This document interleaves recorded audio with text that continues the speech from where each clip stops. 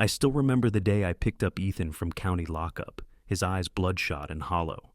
"Last time, Joey, I swear," he'd mumbled, his third DUI in 2 years.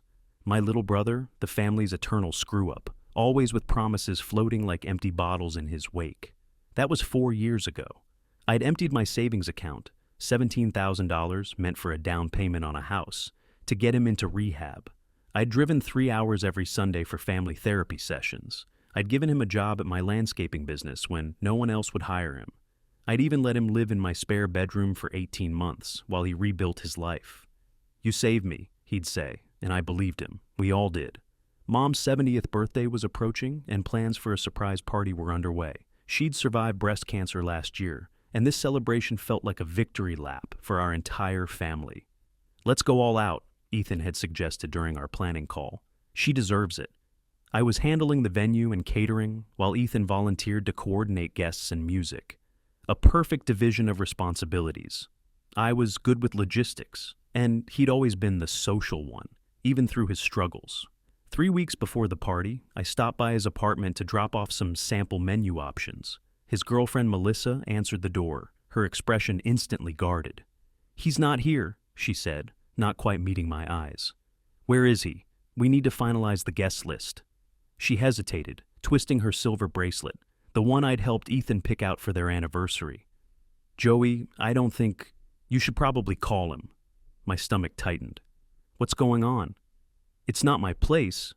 She started to close the door, then paused. "Just call him, okay?" I tried 3 times that evening. No answer. The next morning, I drove to his workplace, the garden supply store where he'd been promoted to assistant manager 6 months ago. "Ethan Brennan?" The store manager looked confused. "He quit almost 2 weeks ago. Said something about moving to Austin for a better opportunity." Austin, 1,500 miles away, without a word to me. I called our cousin Rachel, who'd always been close to Ethan. Her silence on the line told me everything before she spoke. "You didn't know?" she finally said. "God, Joey, I'm sorry. He told everyone not to mention it to you until after he was gone. Said he couldn't handle another Joey lecture about responsibility." The betrayal stung, but what followed hurt worse. As I pressed for details, Rachel reluctantly revealed that Ethan had been planning this move for months. He'd convinced family members to send birthday wishes for Mom via his new email address, effectively removing me from the celebration planning. "He said you're too controlling," Rachel admitted, "that you lord the rehab money over him and treat him like he's still an addict. The party was supposed to be his thing, but you took over like you always do." That night, I found his text. "Sorry to bail, bro. You do you with Mom's party. I've sent everyone my new contact info. We'll Zoom Mom on her B-day from Austin. Clean break is best for everyone." I sat in my darkened kitchen, a familiar rage building, the same helpless fury I'd felt watching him destroy himself year after year. But beneath it was something new. Clarity. For days I wavered between hurt and anger. I considered canceling the party entirely, but Mom deserved better. Instead, I made a decision. I contacted everyone on the guest list. I explained that, unfortunately, circumstances had changed and we needed to reschedule. I collected their well wishes for Mom. I canceled the venue with a story about Mom not feeling well, losing only a small deposit. Then I booked a different venue for the same day, an exclusive riverboat dinner cruise Mom had once mentioned wanting to try. I invited only immediate family and Mom's closest friends, people who had actually been there through her cancer treatment, not the extended network Ethan had insisted on including.